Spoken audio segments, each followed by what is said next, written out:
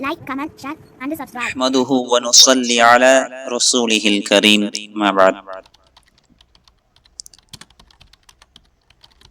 பேராசிரியர் பெருமானார் ஸல்லல்லாஹு அலைஹி வஸல்லம் அவர்கள் கற்பித்த முறையில் நமது மூன்றாவது பார்வை, அதாவது கேட்பவர்களின் அறிவுக்கும் புரிதல் திறனுக்கும் ஏற்றவாறு பேச்சுகளை அமைத்துக் கொள்ளுதல். கேட்பவர்கள் பல்வேறுபட்ட நிலையில் உள்ளவர்களாக இருக்கக்கூடும். எல்லாராலும் எல்லா பாடங்களையும் எப்போதும் புரிந்து கொள்ள முடியும் என்று கூற இயலாது. அவரவர்களின் திறனுக்கும் அறிவுக்கும் ஏற்பவே அவர்களால் புரிந்து கொள்ள முடியும். நமக்கு எல்லாம் தெரியும் என்பதற்காக நமது புத்திசாலித்தனத்தை கற்பவர்கள் அனைவர் மீதும் திணித்துவிட முடியாது. பாத்திரத்தின் கொள்ளளவு அறிந்தே எதையும் நிரப்ப முடியும். பாத்திரத்தின் கொள்ளளவுக்கு மேலாக வழங்கினால் அது விழலுக்கு இறைத்த நீராகத்தான் முடியும்.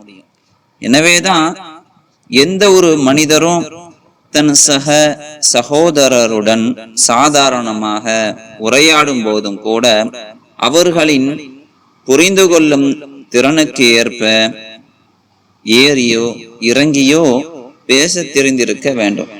இது ஆசிரியர்களுக்கும் சரி, பேச்சாளர்களுக்கும் சரி மிகவும் பொருந்தும். ஆசிரியர் தனது துறையில் முனைவர் பட்டம் பெற்றவராக கூட இருக்கலாம். ஆனா 5ஆம் வகுப்பு மாணவர்களுக்கு பாடம் சொல்லி தரும் போது அவர்களின் தரத்திற்கும் வயதிற்கும் ஏற்ப இறங்கி வந்துதான் அவர் பாடம் நடத்தியாக வேண்டும். மார்க்கத்தின் அடிப்படையும் தெரியாமல் உலக கல்வியும் கிடைக்க பெறாமல் சமூகத்தின் அடித்தளத்தில் வாழும் மக்களிடம் போய் நமது மொழி புலமையையும் பேச்சாற்றலையும் பறைசாற்றும் வண்ணம் உயர்ந்த மொழி நடையியல் இந்த முறையில் நம்மால் பேசவோ சொற்பொழிவு ஆற்றவோ முடியுமா? ஆக ஒரு சொற்பொழிவாளராகட்டும் அல்லது ஆசிரியராகட்டும் போதகராகட்டும் எப்போதுமே தங்களின் திறமை மற்றும் அறிவாற்றலை மட்டும் எடை போடாது எதிரில் இருப்போரின் அறிவு மற்றும் புரிந்துணர்வு திறன் ஆகியவற்றையும் கவனத்தில் கொள்ள வேண்டும்.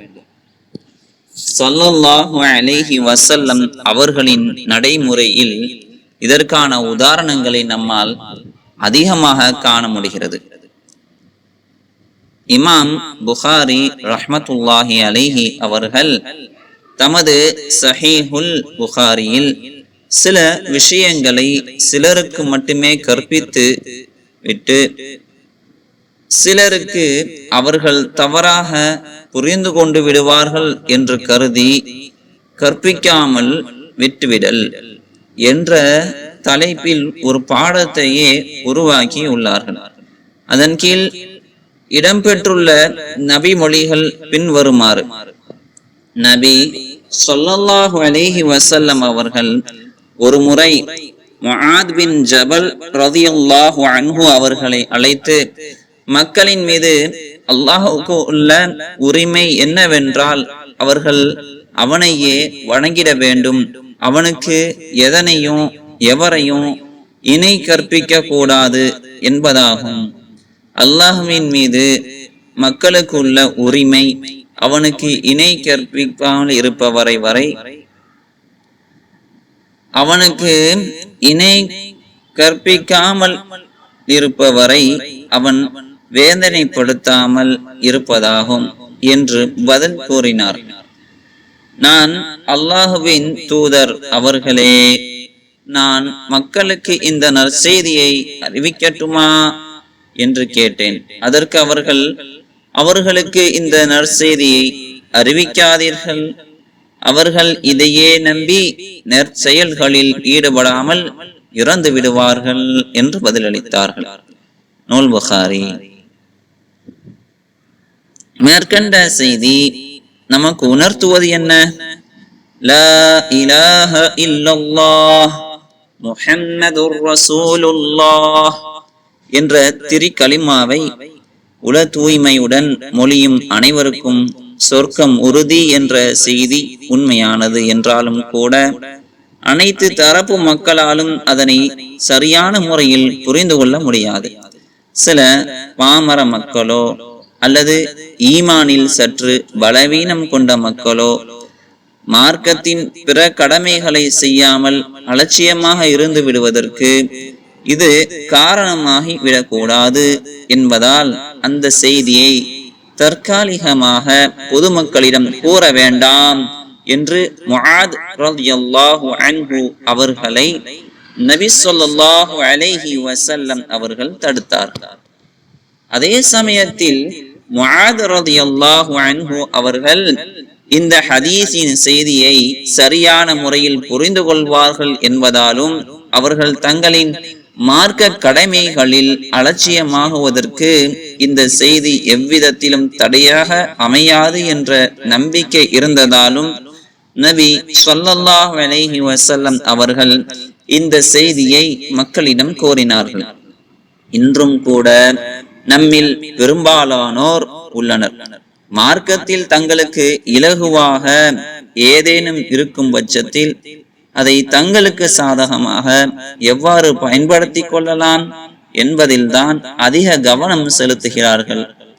உதாரணமாக தூக்கம், மறதி, இந்த இரண்டின் காரணமாக தொழுகை தவறவிட்டால் அதை நினைவு வந்தவுடனோ அல்லது தூங்கி எழுந்தவுடனோ தொழுது கொள்ளலாம் என்ற ஹதீஸை நம்மில் பலர் தமக்கு சாதகமாக பயன்படுத்தி கொண்டு ஃபஜ்ர் மற்றும் அசர் தொழுகைகளில் அலட்சியமாக இருந்து கொண்டு தம்மை தாமே ஏமாற்றிக் கொள்கின்றனர்.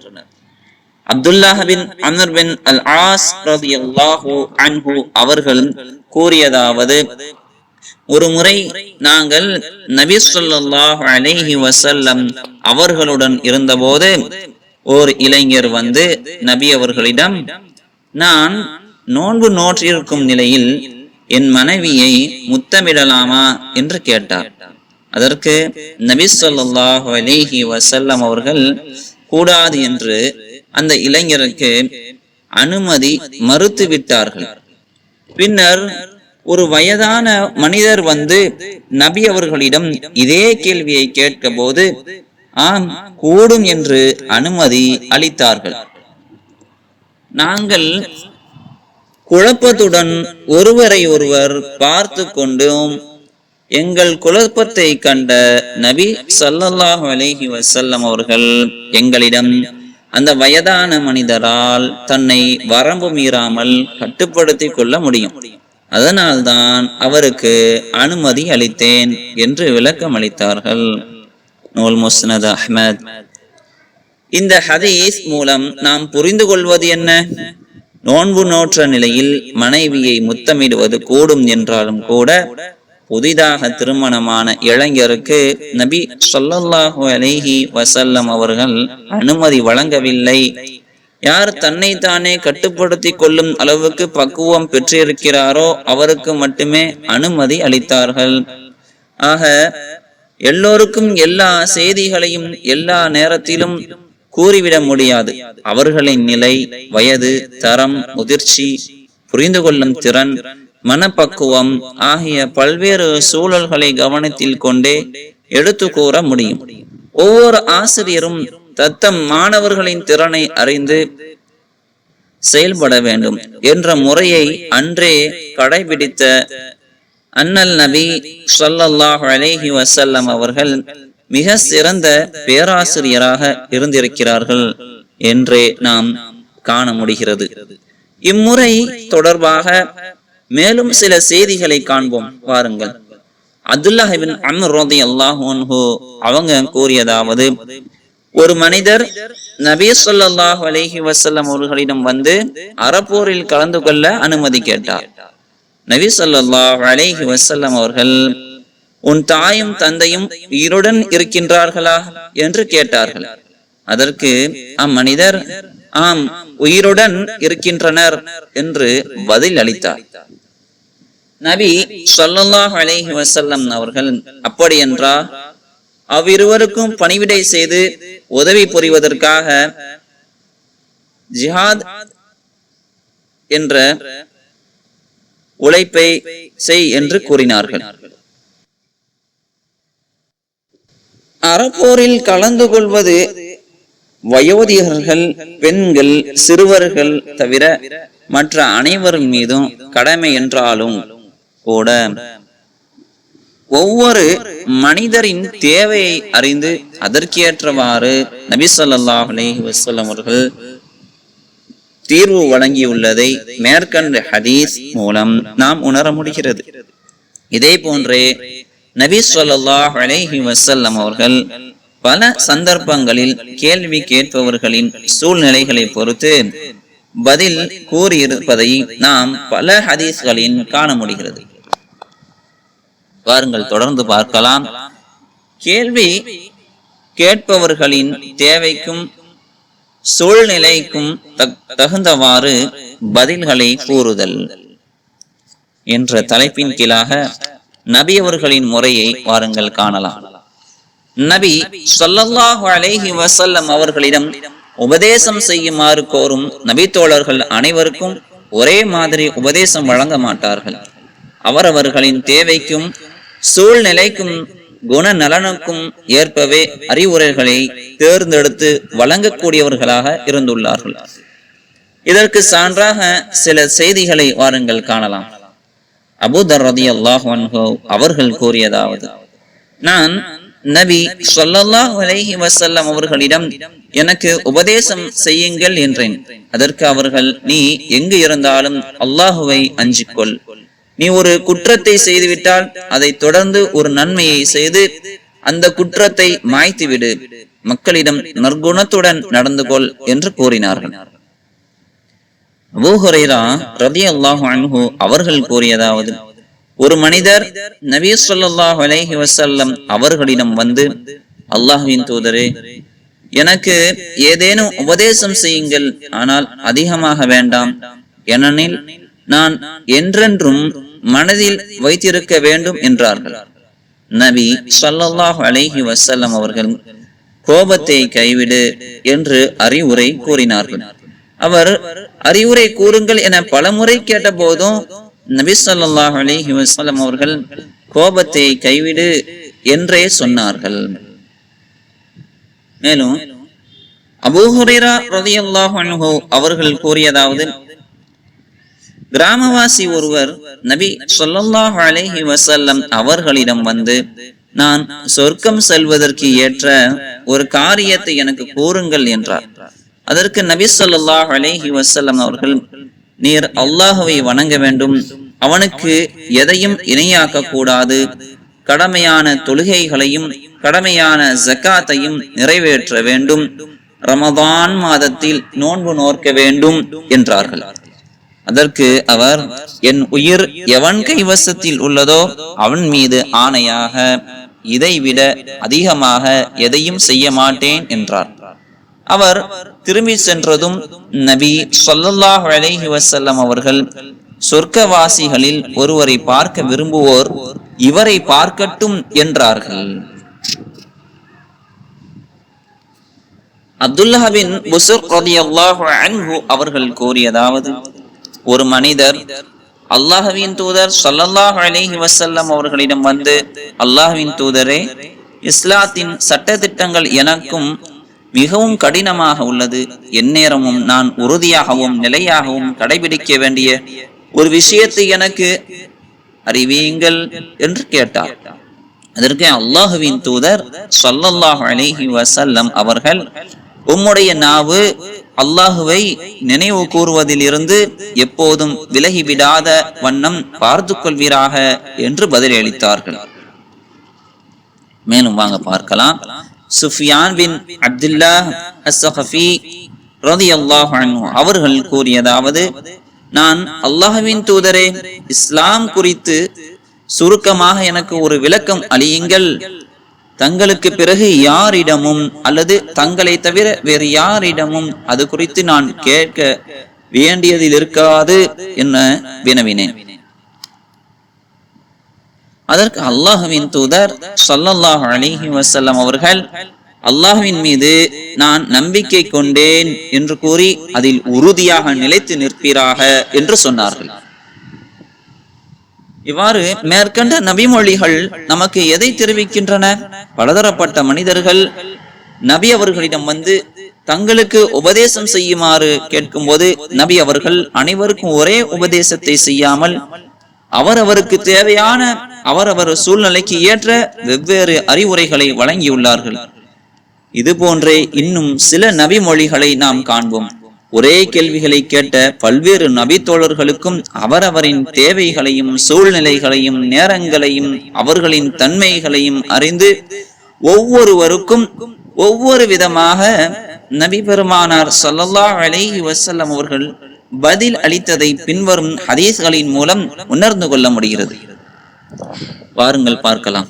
அப்துல்லாஹ் பின் அம்ர் ரலியல்லாஹு அன்ஹு அவர்கள் கூறியதாவது, ஒருவர் அல்லாஹ்வின் தூதர் ஸல்லல்லாஹு அலைஹி வஸல்லம் அவர்களிடம் இஸ்லாத்தில் சிறந்தது எது என கேட்டதற்கு, பசித்தோருக்கு நீர் உணவளிப்பதும் நீர் அறிந்தவருக்கும் அறியாதவருக்கும் சலாம் கூறுவதுமாகும் என்றார்கள்.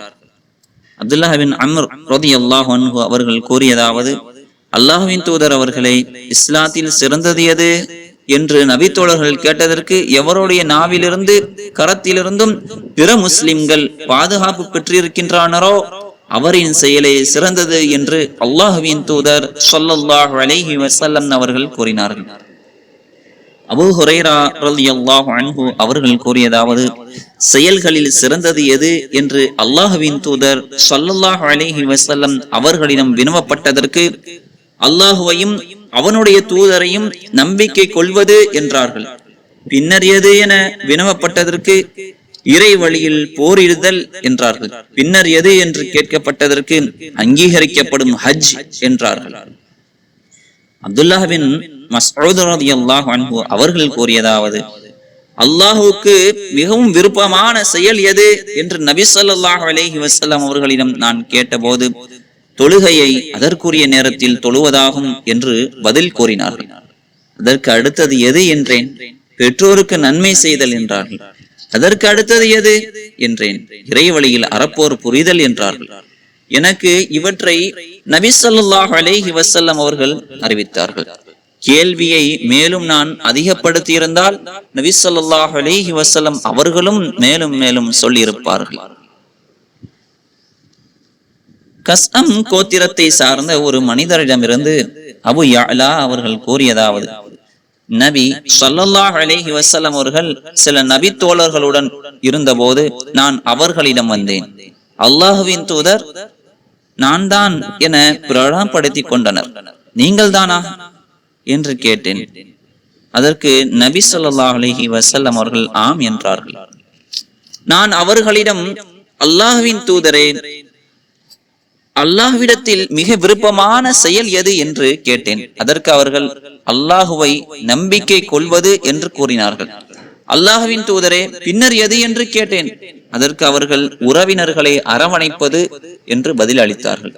பிறகு எது என்று மிரண்டு கேட்டேன். நல்ல விஷயங்களை ஏவி தீயவற்றை தடுப்பது என்று கூறினார்கள். பிறகு நான் அவர்களிடம், அல்லாஹ்வின் தூதரே, செயல்களிலேயே அல்லாஹுக்கு மிகவும் வெறுப்புக்குரியது எது என்று கேட்டேன்.